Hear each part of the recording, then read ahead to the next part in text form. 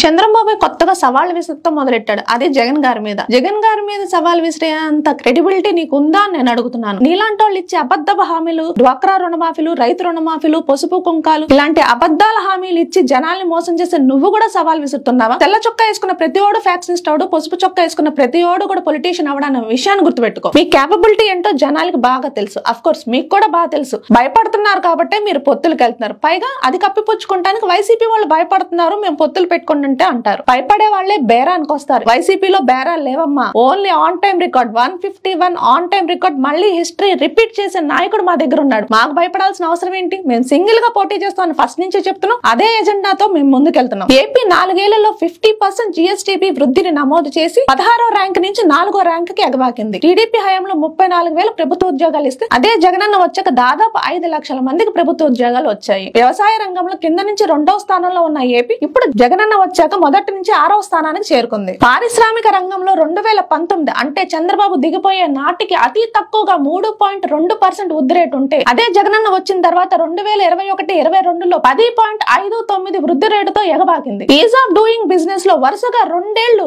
Number 1 rank ను సాధించుకుంది. గత 4 సంవత్సరాల్లో చిన్న పరిశ్రమలు 10 రెట్లు పెరిగాయి. ఇట్లా చెప్పుకుంటూ పోతే స్కూల్స్, హాస్పిటల్స్, మౌలిక సదుపాయాల గురించి ప్రతి ఒక్క దాని గురించి చెప్పుకుంటూ పోతే అసలే 75 ఏళ్ళు వచ్చేసినాయి అనుకుంటా. నువ్వు తట్టుకోలేవు చంద్రబాబు. సవాల్ విసిరినంత ఈజీ కాదు చర్చకు కూర్చుంటామంటే. టైం నువ్వు చెప్పమన్నా సరే, నన్ను చెప్పమన్నా సరే అని బావమర్ది సినిమా డైలాగులు కొట్టినంత ఈజీ కాదు. నీతో చర్చలో కూర్చోటానికి మా జగనన్న అవసరం లేదు. సంక్షేమం పొందిన ఒక బెనిఫిషియరీ తీసుకొచ్చి కూర్చోపెట్టిన సంక్షేమ పాలన ఎలా ఉందో మొదటి నుంచి చివరి దాకా అంటే 2019 నుంచి 2024 దాకా ఏ రకంగా జరిగిందో ఒక బెనిఫిషియరీతో చర్చలో కూర్చొని నువ్వేంటో నిరూపించుకో. కళ్ళున్నాడు ముందు మాత్రమే చూస్తాడు. నీకు కళ్ళు ఉన్నాయి కాబట్టి నీ ముందున్న నీ కొడుకును మాత్రమే చూస్తున్నావు. కానీ జగనన్న అలా కాదు, దిమాక్ ఉన్నాడు. దునియా మొత్తం చూస్తున్నాడు. అందరూ బాగుపడాలని కోరుకునే వ్యక్తి.